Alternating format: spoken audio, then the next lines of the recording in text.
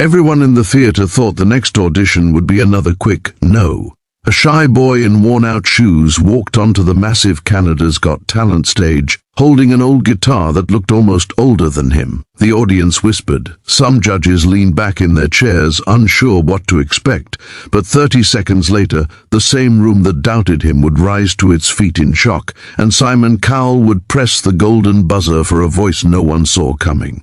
Before we begin this incredible story, make sure you subscribe to the channel and turn on notifications so you never miss the most inspiring talent show moments from around the world. Story script.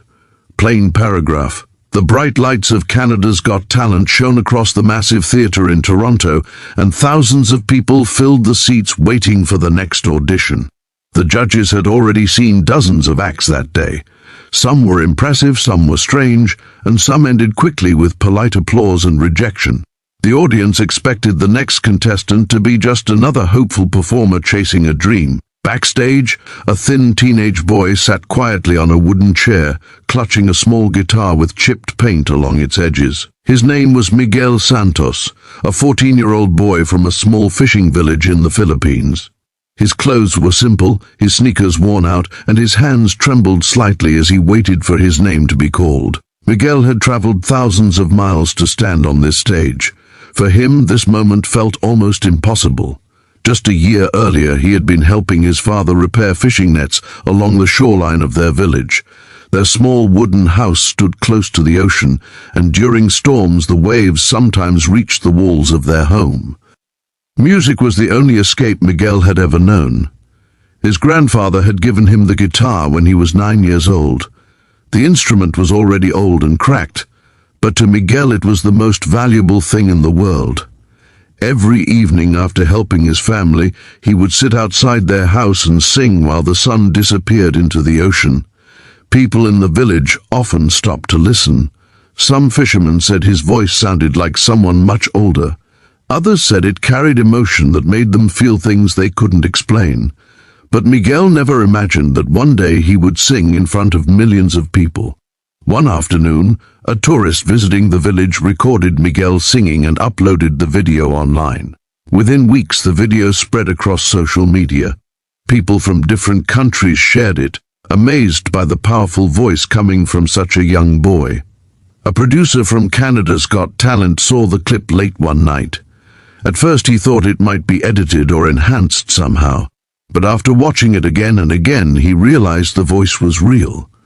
Soon after, Miguel's family received a message inviting him to audition for the show. The journey to Canada was the first time Miguel had ever left his country.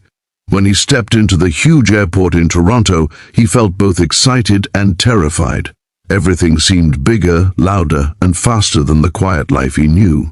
Backstage on audition day, other contestants warmed up their voices or practiced dance routines. Some wore flashy costumes, some had entire teams helping them prepare. Miguel sat alone with his guitar, quietly whispering a prayer. Finally, a stage manager called his name. Miguel slowly walked toward the stage entrance. The curtains parted, and suddenly the enormous theater appeared before him. Bright lights shined in his eyes, and the audience looked like an endless sea of faces. The judges smiled politely as he stepped forward. Among them sat Simon Cowell, known for his brutally honest opinions. Simon leaned forward slightly and asked, "Hello, young man. What's your name?"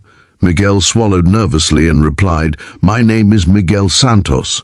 Simon asked where he was from. Miguel answered softly, "I'm from the Philippines."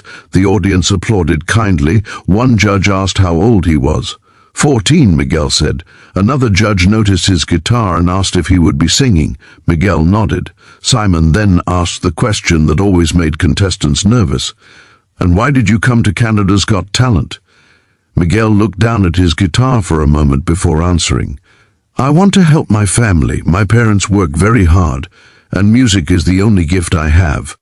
The theater grew quieter. Simon smiled slightly but still seemed cautious. "All right, Miguel, whenever you're ready." Miguel walked to the microphone. For a moment he simply closed his eyes. The audience whispered softly. Some people expected a sweet but ordinary performance. Then Miguel strummed the first chord. The sound was soft but clear. His fingers moved confidently across the strings. Then he began to sing.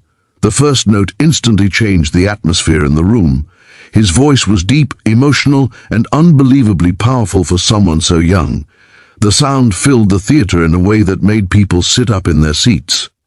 The judges' expressions changed immediately. Simon's eyebrows lifted. The audience stopped whispering.